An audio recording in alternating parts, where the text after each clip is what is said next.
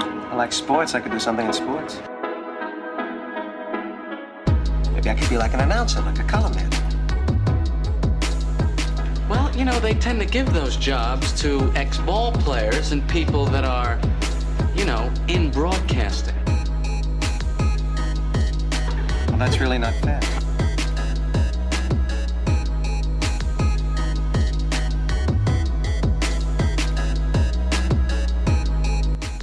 Hello, and welcome to a brand new podcast, Box and One. I'm Azim Faruqi, a Toronto Blue Jays fan. I write about baseball at BeyondTheBoxScore.com, and I'm also an armchair general manager for my favorite teams, including the Toronto Raptors, Liverpool FC, and the list goes on. I am Pramit Bose. I too am a Toronto Blue Jays fan, along with a Toronto Raptors fan as well. And I'm Ron Salgado, Blue Jays fan, also a Marlins fan, Raptors fan. The list can go on, but we want to keep this short, so I'm just going to stop there. This is a very different podcast than you've ever heard of. People talk about sports, but we want to go beyond and talk about topics that are actually, really, really important, matters most to fans. For example, Pramit, what do we want to talk about?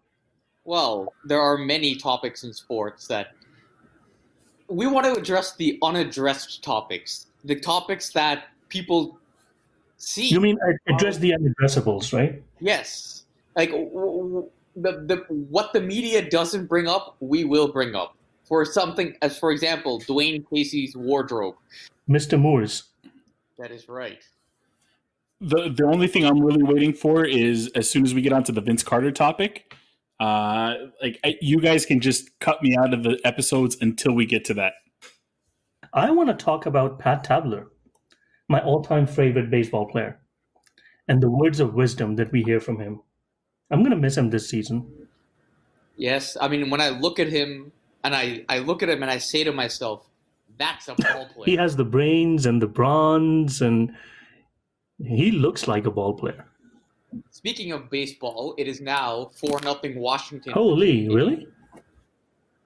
Our Japanese import, Shun Yamaguchi, is not coming as advertised.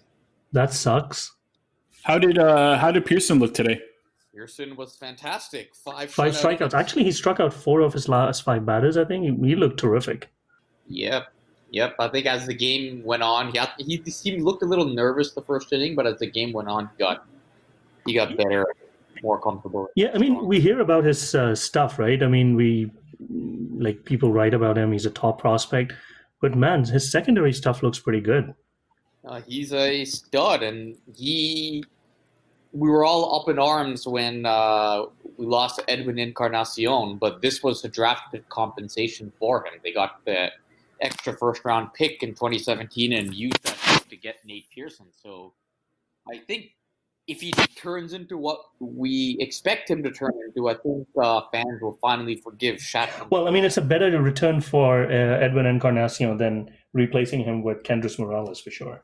I see, I just feel like it's been so long since I've actually watched any sports that I've forgotten most of what was going on. Like baseball is one of those things where I told you guys the past couple of years, I've kind of fallen off on baseball. I don't know what the reason is. I think we discussed it. It might be the oversaturation of people talking about analytics, but I don't know about you guys, but baseball, basketball, I've almost forgotten what's happened in the past season, in the past 2 seasons. It's like this whole lockdown has just completely sapped my brain of any kind of knowledge that I had.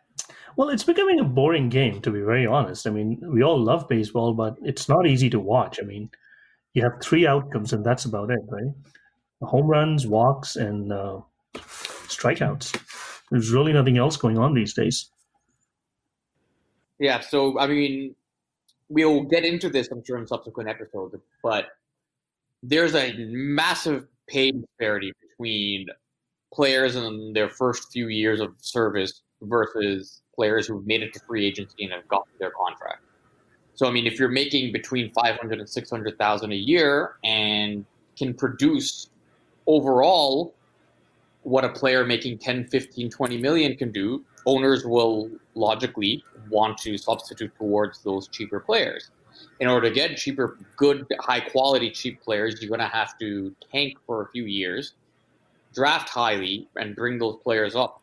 And then, in addition, with all this revenue coming in through all these massive TV deals, owners aren't dependent on selling tickets that they once were. So they're more than happy to have a low payroll and low attendance for a couple of years in order to build their teams more cheaply through the draft. So are you saying that the Marlins aren't interested in selling tickets? That's probably like the best example of like. Did you guys hear what Logan Morrison said when they asked him about playing in an empty stadium? He said, "I've played for Marlins and Rays. I know what it's like." And it's true, right?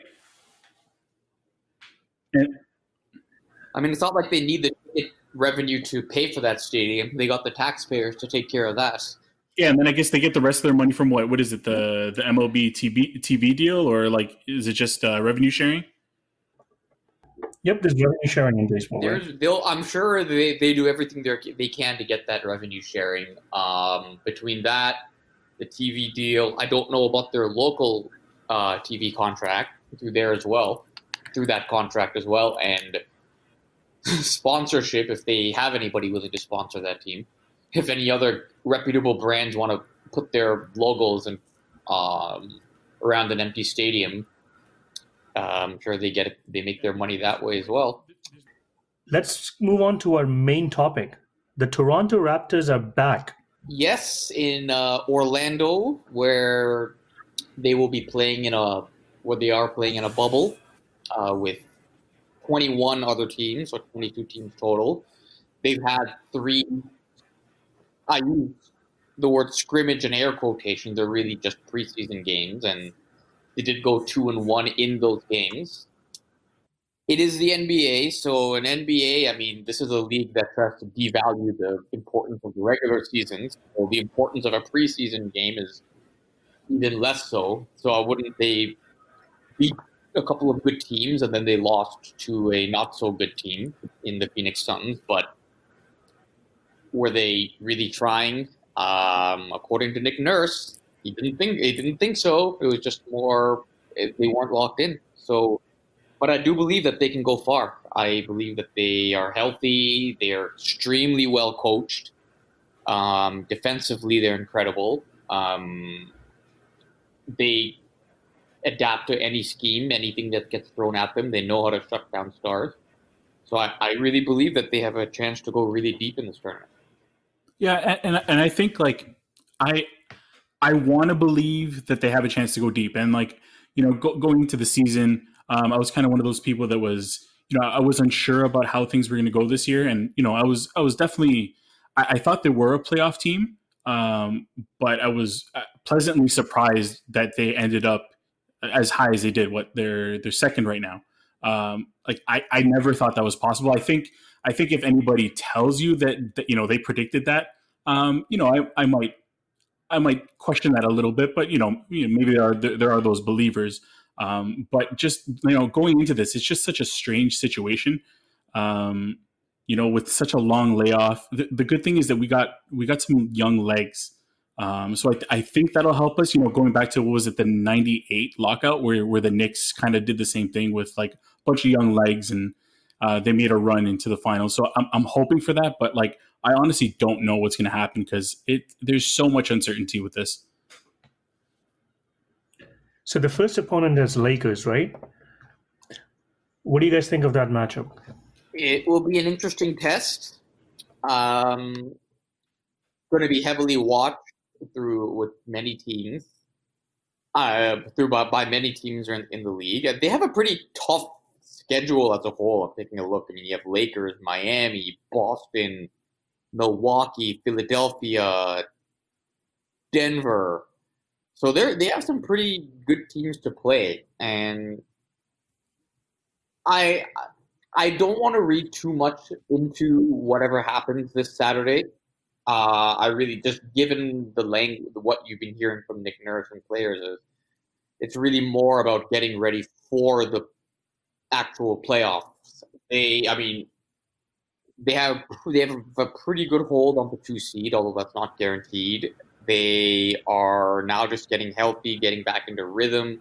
I think it'll be more of an opportunity for them just to get their conditioning up, get their timing up, practice schemes like their box and ones and full court presses and triangles and twos, and take that and make sure that they are well prepared for the playoffs. Yeah, it's just such a tough opponent to get right out of the gate. Like you don't even get that like that cupcake that you kind of can just walk all over to begin with. To come right out of the gate, play the Lakers, and the Lakers, it's not even going to be their opener. I mean, they have a tough opponent in their first game. They're playing the Clippers right off the bat, which that's going to be a game I want to see. But at the same time, it's probably going to be an ugly game, considering that both of them are coming off 3, like you said, prime quote unquote scrimmages. Yeah, and the Clippers won't have Lou Williams either.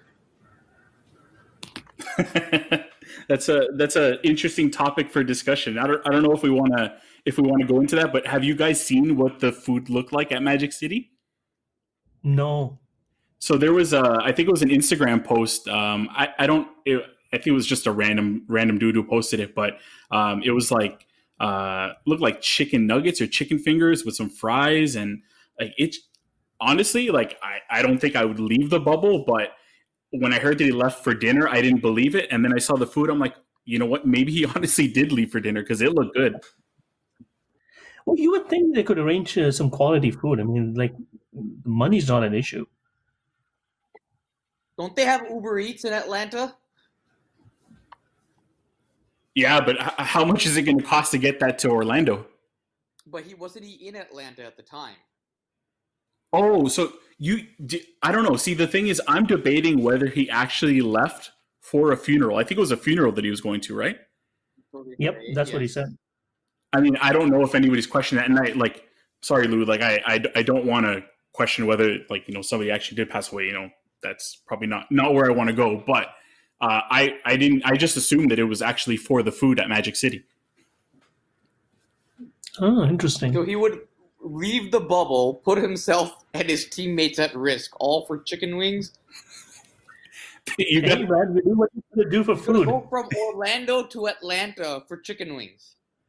You got to see the picture. I'm looking at the picture right now. It's good. I'm not going to deny. I'm all right, but. Well, both we had a colleague, Ron and I. We would go wherever we could for cheap food. So yeah, I can see ball players doing that the same. Well, for good food. Let's also not forget that Magic City is also not just food.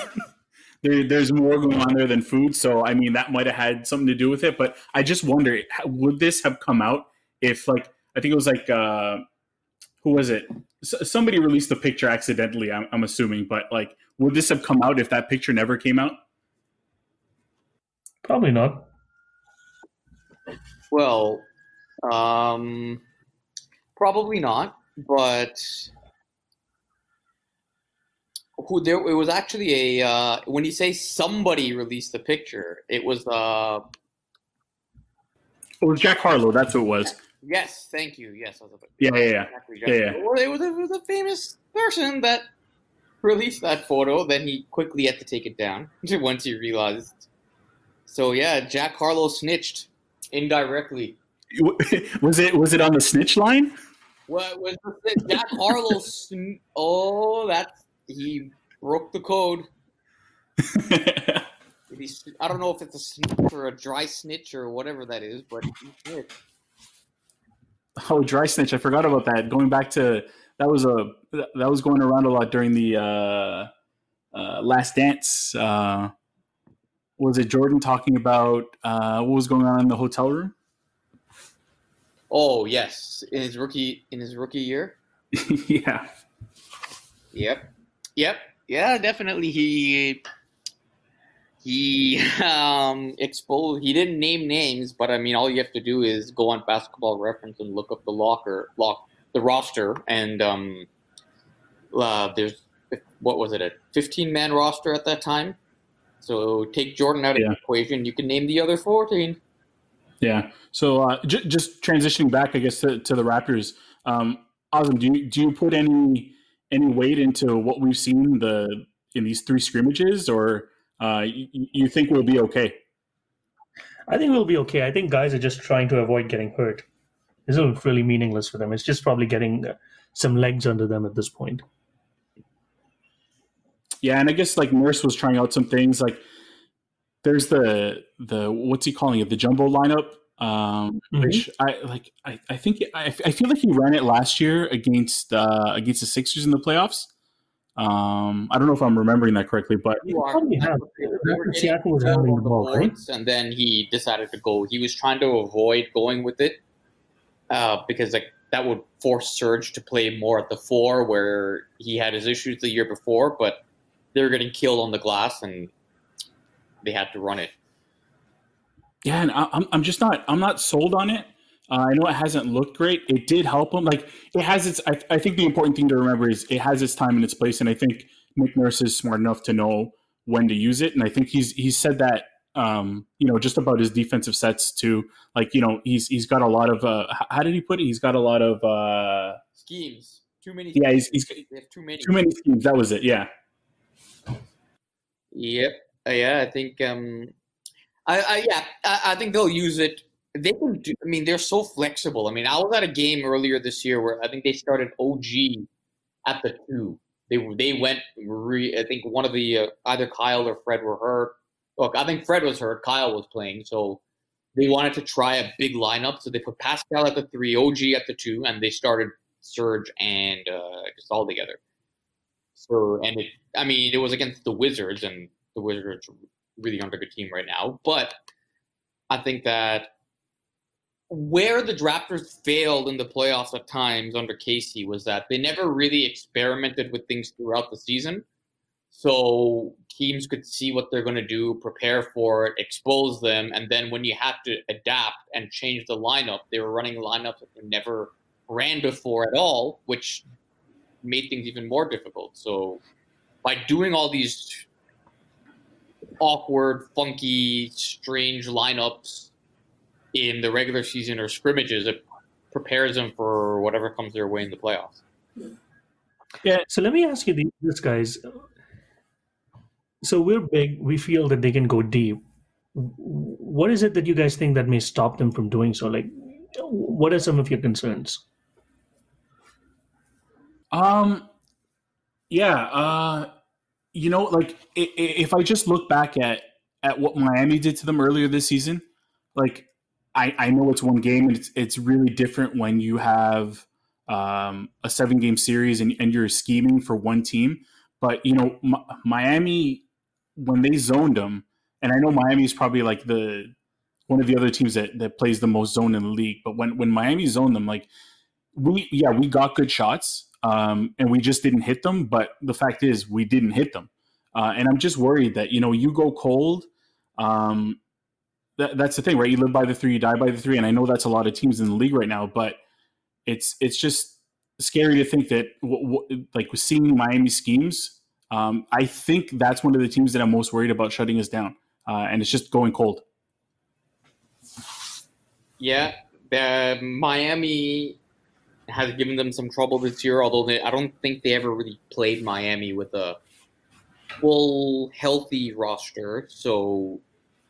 But Miami can defend. I think Jimmy Butler's always been a problem for them.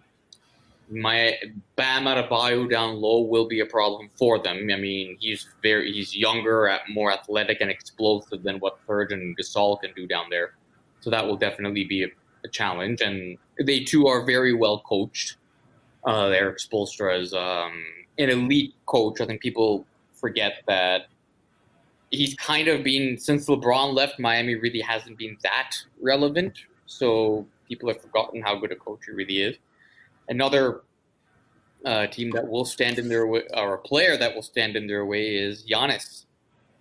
A lot of what they did last year to shut him down was Kawhi that guarded him, and having a mega star player to counter the mega star that Milwaukee threw at them helped them come back and win that series. We do not have that mega star this year, and while we do have some really, really good defenders and they can run a lot of schemes and throw a lot of stuff at them, we don't have that one star player that can just completely take over and dominate a game. I don't think Siakam is at that level yet. So I like the Raptors supporting cast better than Milwaukee's supporting cast, but when you have a player like Giannis who can just dominate the game in so many ways, the Raptors don't have that player that can counter that, so they're going to have to do it. It's going to have to be a team effort on all ends. Yeah, and that's the thing, right? That like when things get tough and buckets aren't dropping, things aren't going well, it always makes things a lot easier when you have that one guy who can just take the bull by the horns and just score. And like that's definitely a thing that worries me. It's that we don't have that guy. And I think going back to even the Casey teams where we were a well balanced team. We had DeMar, we had Kyle, but neither one of them was really ever able to just pull the team out of the mud when we were struggling. And I don't know, but I'm not sure that we have that guy that's going to do that for us. Maybe this is where somebody kind of steps up and takes the next step. Maybe it's Siakam, but it's definitely one of the concerns. Yeah, definitely. I do believe that they are a much better defensive team than they were in those DeMar DeRozan and Dwayne Casey years. So the need for someone to just take over the offense may not be as strong because they should be able to contain scoring on the other end, but they still need to have a guy where you can just say, like, as you said, Ron, just take the ball and go. Take the ball and get us a bucket somehow. Go one-on-one and score. So two things that got a lot of press going into the bubble. I just wanted to get your thoughts on it. Like Gasol, Skinny Gasol, and Jack Boucher. You guys have any thoughts on how that's gonna help us, or if it's gonna hinder us in any way? I don't know how much impact it's going to have in a somewhat shortened season, right? I mean, especially like Gasol at his age probably would have been like, if he were this big to start a season, you'd expect that he'd probably last a little bit longer, could play a few more minutes. But I don't know what kind of impact he's going to have this season. A lot of players around the league have come back in shape. A lot of guys whether they put on muscle, lost the weight they had to lose, got shredded.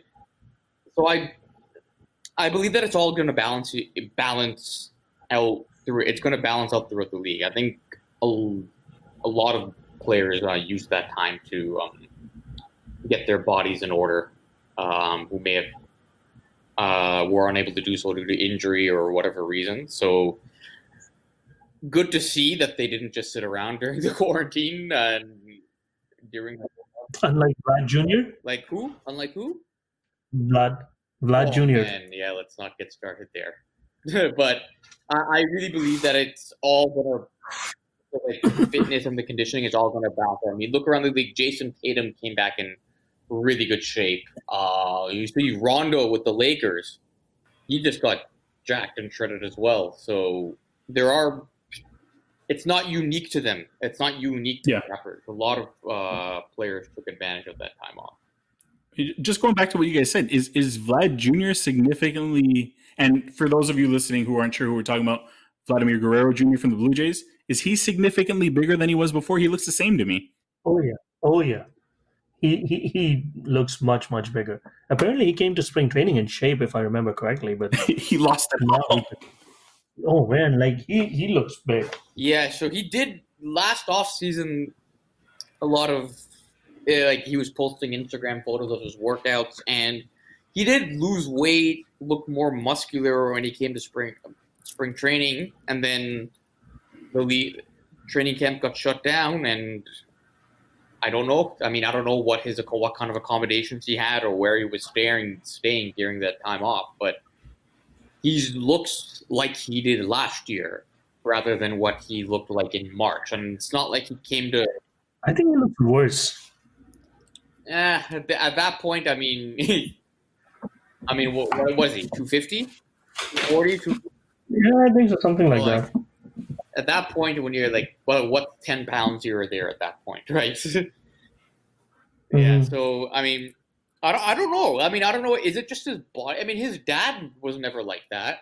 No. Oh, the genes. That was lanky. Mom's side, but I don't know. I mean, you would think that growing up with a father that played in the majors, growing up in clubhouses with an uncle that played in the majors, an uncle that runs a camp in the Dominican, like you'd have certain advantages of learning how to take care of his body well and training. So maybe this is just his body type. Well, I think he's always going to be a big guy. There's no doubt about that. But I think you just want to see better conditioning, and I think that's why Blue Jays just decided, let's just put him at first base. You can't go through a 60-game season trying, especially if they feel that they have a chance to go into the playoffs, especially with expanded playoffs. I don't think that they wanted to, keep him at third base. Like, they have better options on the roster. Why not just move him to first base now, which eventually was going to happen anyways down the road? Yep. I can't. That's exact. I can't say anything else. Like, that's exactly what it is. What put him there? I mean, why delay the inevitable, right? Yeah, and just getting back to the whole Gasol and Boucher thing, like it's 3 games. Like, Boucher hasn't looked great. Hopefully that doesn't carry on. But I just, for a guy who relies on just, getting up quickly and just using his lankiness to his advantage, I just hope that the extra weight, and it might not, like it's what, 10, 15 pounds? It might not have a big impact on his game, but like, I don't know that he necessarily needed it. And it's funny, like I saw in a couple of possessions, I think when he was, I don't know if it was in the Suns game or if it was in the Portland game, but he was guarding somebody in the post, and it's like he almost forgot that he had the extra weight. It might have been against Kaminsky in the Suns game. It's almost like he forgot the extra weight and that he had that extra strength, and he was holding on to Kaminsky in the post, and like he just leaned in and took a bad foul or gave up a basket or something because he leaned in. It's just like, it's like he hasn't learned to play with it yet, so it might not necessarily help him now. Hopefully it does. Like I love Boucher, so I'm hoping that it helps him. And just with Gasol, like you can see he's got an extra little bit of bounce, but I don't know that it's necessarily going to make a huge difference. I know there were some people who were worried about him being a little weaker because he lost weight and not being able to handle Embiid. I think he's living in Embiid's head, so I think he's going to be able to handle Embiid no problem. Yeah, and Embiid will probably get injured anyways before they play each other. Did Embiid come back in better shape? I haven't seen him yet. I don't know if you guys have seen him at all, but that's one of the guys who like that's always been the knock on him. Like Jokic too. I know Jokic came back looking a lot slimmer, but like Embiid was the one guy where I was thinking like, did he come back better? Or I don't know. He's injured again. He didn't play in any of the Philly scrimmages, so he has a right calf tightness. But that's the challenge that Embiid is always going to have, is that because he's hurt so often. It's a chicken and egg scenario. Is he hurt so often because he's not in the best shape? Or can he not get into shape because he is hurt so much? Yeah, and I think that's the risk you take having Embiid as your guy. Like I'm not concerned about Philly at all in this whole thing. I know they're moving, like I don't know if you guys heard, but they're moving Simmons to power forward. Yep.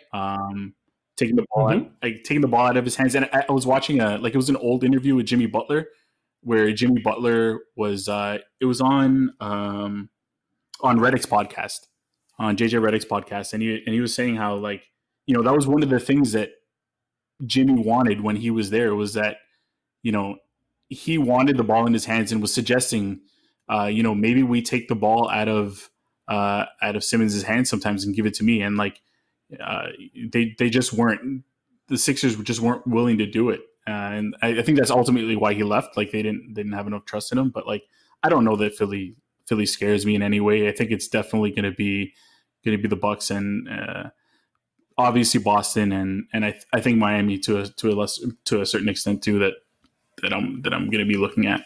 Yeah, they weren't playing very well before the league was suspended. I don't think they're as talented as they were last year. They don't. Redick played a big role for them. They don't have. They needed his shooting. They needed his spacing. They don't have that anymore. Butler was a really good player for them. They don't have that anymore. Horford hasn't fit in the way that they would have liked. I don't know. I mean, and I don't think he fits. His game doesn't fit with Embiid. And they brought him in, I guess, to be the veteran, maybe the grown up in the room to maybe help bring Embiid along, but it hasn't. I don't think it's worked. He's a center. They're both centers. They're going to the league is getting bigger. I mean, smaller. They're spacing more. I don't know how you can run with two centers like that. I mean, the Raptors at times have that issue if you want to go with Gasol and Serge together, but they don't have to run that lineup. At times, Philly will need to run it because they just don't have the depth or the shooting around these other players. Yeah, and so like I don't want to, like, obviously it's a Raptors centric podcast, but just looking around the league, is there anybody, like, aside from the obvious ones? Is there anybody you guys are going to be keeping an eye on? Any dark horses? Anybody you think could come out and just, make some noise that maybe other people don't expect? The Denver Nuggets. This was your secret pick, huh? That was the sleeper. The sleeper pick. Yeah, the sleeper. They're third in the West. We have skinny Jokic now. He lost a lot. He was not in great shape, and now we have skinny Jokic. You got some really good team. You got Millsap, who's still a very good player. You have Jamal Murray, Michael Porter Jr. is there. You got some really just a solid team. Gary Harris is a damn good player as well, and people forget about how good they are. So they were second in the West last year, went to Game 7 of Round 2, and that was a close series with Portland, and a close Game 7 as well. We forget we have the Kawhi shot that afternoon. Portland played Denver. So now a lot of their younger players had that run under them. They went through a tough series with San Antonio, where San Antonio wasn't the team they were, but they had to go up against a Greg Popovich coach team and got through it. And then they went to a more experienced, went toe-to-toe with the more experienced Portland team and took it to Game 7. I think they have the potential to make a run. So you just mentioned my dark horse. I think this is a popular pick right now, but the Blazers, especially like getting Nurkic back makes them a much different team, especially when you don't have to play Whiteside. Like I don't want to say I'm a Whiteside hater, but I'm a Whiteside hater. I don't love what Whiteside brings, and just swapping Nurkic for Whiteside, I think it just makes them a much more dangerous team. And then you have Dame on there. You have skinny Melo now. I don't know how much Melo is going to do, but just Dame, Nurkic, and CJ, like that's pretty dangerous. It got them deep last year, and right now I think they're sitting right at the threshold. They're 3.5 back of the Grizzlies, and like I think that's one of those teams that nobody's going to want to play. Right. My favorite pick is the Clippers. You can't do that, A-Rod. I knew somebody was going to do it. If A-Rod can pick Houston Astros as a sleeper pick, I can pick Clippers. He embarrassed himself last week. I mean, firstly sucking up to Rob Manfred, and secondly picking the team that went to the World Series last year as the sleeper. Yeah, that's what. And what Vegas has them as like third favorites or something. Third, I believe. I think Yankees are first. Who was it second? I think maybe the Dodgers might have been second, but yeah, they were third. Where are the Marlins on that list? Are they anywhere near the top? Not applicable. They're not playing. Actually, the Dodgers and the Yankees are at the same odds. We're tied for first, and then the Astros are second or third, and then the Rays are after the Astros. So let me ask you this, guys. How long do you think before MLB shuts down its season? It's not going to happen because it's the MLB. They're not going to, no matter what, they're going to force the season through. This was such a, I don't want to say, but what a disaster. Ron, it's your home team. Come on, we got to hear it.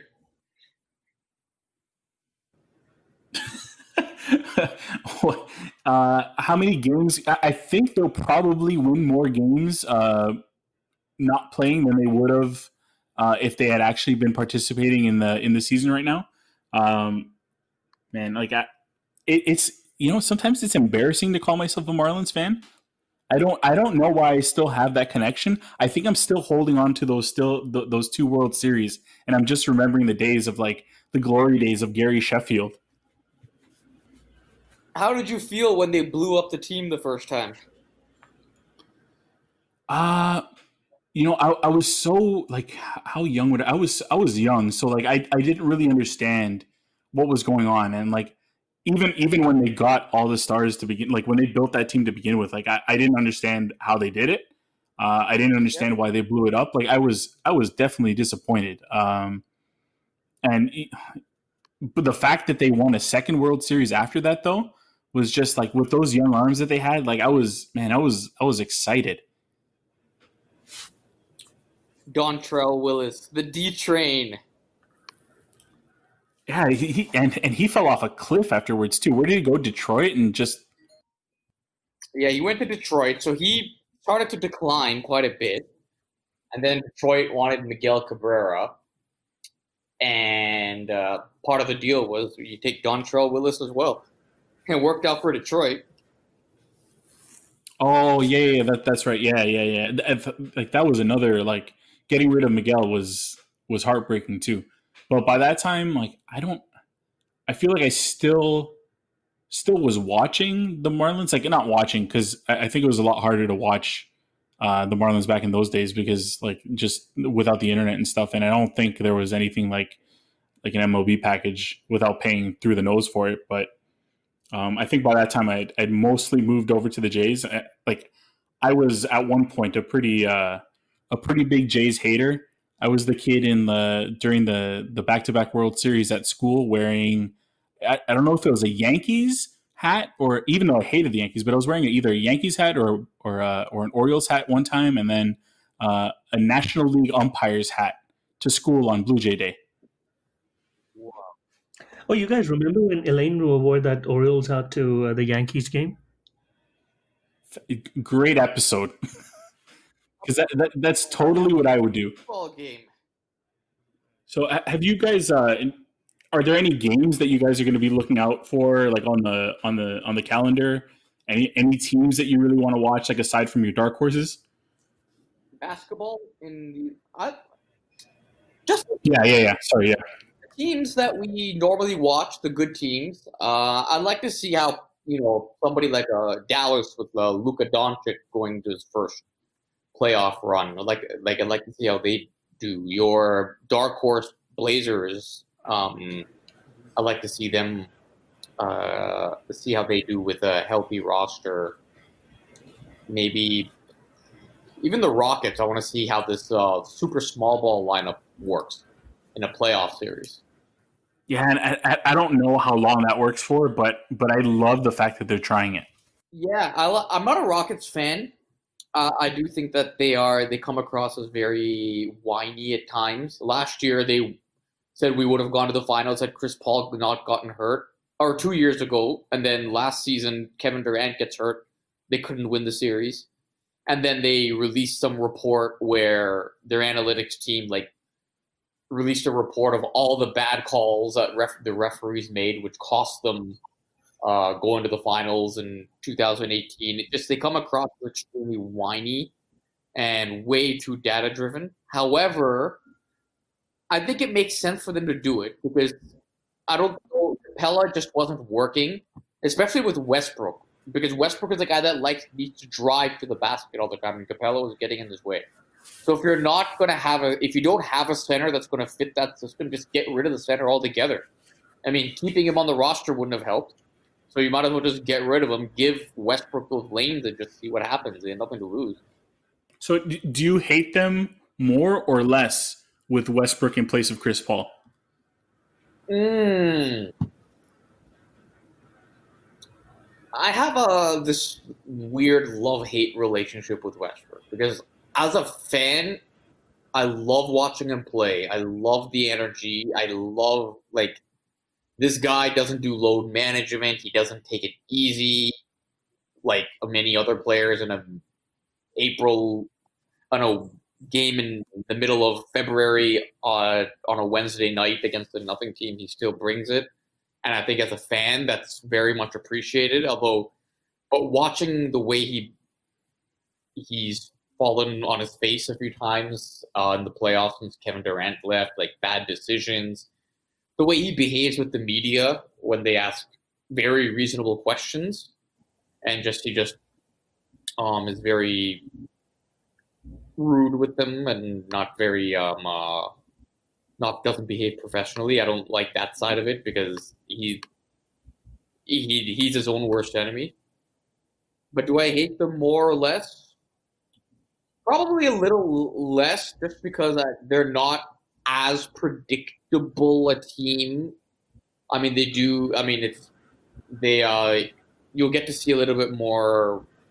Again, driving to the basket with Westbrook, some more pull-up mid-range, and even though the mid-range shot is dead, it's still fun as a fan to watch. He's just a more athletic, dynamic player than Chris Paul is. So I would say I hate them less, but I still hate them. I've actually started to like them a little bit more. I don't know what it is. I don't know if it's the fact that I wanted to see Harden hit 40 points per game. I think that would have been insane to see somebody average 40 points per game. So maybe that's why I started to like them a little bit more. But I've never been a fan of Westbrook, but for whatever reason, Westbrook on the Rockets compared to Westbrook on OKC, I hate him a lot less. And I kind of want to see Harden get a little bit more credit. I know people love to hate on Harden, but I just want to see him actually do something in the playoffs and get them. If they won the championship, obviously I want the Raptors to win, but if the Rockets won, it'd be interesting. I think somebody different, and I just want to see Harden get something. I want him to get some more credit, get some accolades. Hey, guys, we want to wrap this up. I think we're past 40 minutes. What do you guys think? Yeah, sure. Okay, so last thing. I'll just throw in some. I just want to throw in some games to watch because I did the research, so we might as well throw it in. But obviously the Lakers Clippers, which is kicks things off on the 30th of July. It might be a sloppy game, but just to see those two teams go at each other, I'm always down to see a LeBron Kawhi matchup. The other game that I really want to see is the Pelicans and the Grizzlies. The Pelicans were one of those teams where I was gonna pick them as my dark horse just because, man, Zion is such a pleasure to watch, and just his style and just everything about him. I really love the kid, and I like Zion against Ja Morant. It doesn't get a lot more exciting than that, and to see both of those guys play head to head, yeah, it's the bubble, but it'll be interesting. And the last game, just because of the no pun intended, the heat that's going to be involved in this, but the heat against the Pacers. And that's I don't know if you guys remember, but the Jimmy Butler, TJ Warren beef that happened, I don't know if it was in February or something. And I think Jimmy Butler sent out, I don't know if it was a tweet or a post on Instagram where he circled the March 17th game against the Pacers. I want to see what happens. It might be that so much time has passed that, nothing happens, but just to see the possible blowback from that last game, I think it'll be interesting. I think players have a pretty good memory of these things. I think you're right. There would be more to this game for sure. Another game that on Saturday in the afternoon, Miami versus Denver. I think will be a very good game. Two potential dark horse teams, so to speak, that could go very deep. And even the Pelicans and the Clippers on Saturday as well. Like you get Zion going up against Kawhi and Paul George. That should be interesting because how would those two guys guard him?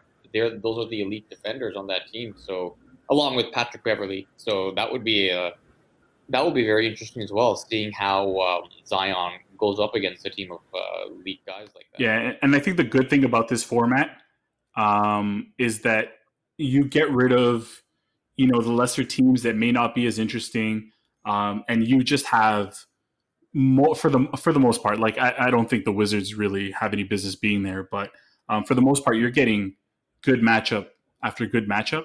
The one downside of not having the bad teams in there is I was really curious to see if the Pistons were there with all the coaches wearing their casual attire.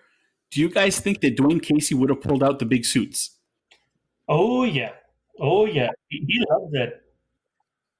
Oh yeah, he would have busted up the Hawaiian flower shirt and oversized dress. Man, I don't get why all those years, no media member ever brought that up. All of this, nobody. Why? Like, it's a legitimate question. Those are iconic suits.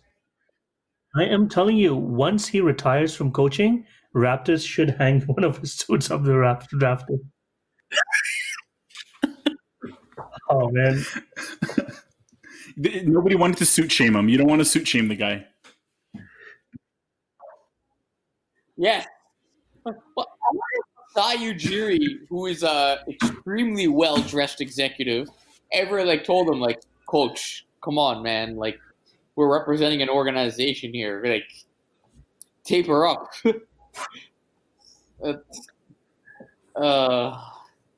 Poor man. Yeah, I can see that. That lovable uncle. It's a good dude, though. You love him, but you can't. Yeah, it seems like it. You feel but you make fun of him at the same time. You know, the funny thing about Dwayne Casey is my dad, who knows nothing about basketball, every time he watches the Moors ad, it reminds him of Dwayne Casey. Why we call him Uncle Dwayne. So let me defend Moors here, because I've walked by their location on Yonge Street, and I've seen. I mean, they were during the lockdown, but they had their display, even though they were closed. The display. See, this is the kind of stuff media would never talk about. That. He donates his old suits to the Moors suit drive. That's what he used to do. Oh, That's how the whole Moors thing started. But I think. I mean, I guess, they're so big, you donate one and you can make two out of them. All right, I think that's a good note for us to end our first episode. Well, we hope you all enjoyed, and if you liked our episode, please subscribe and leave a review. We would really appreciate that. And I think we'll come back for a post-Raptors game show, I think. I think so. Yeah, I think we should do that. Yeah, for sure. All right. Sounds good, guys. Have a great day.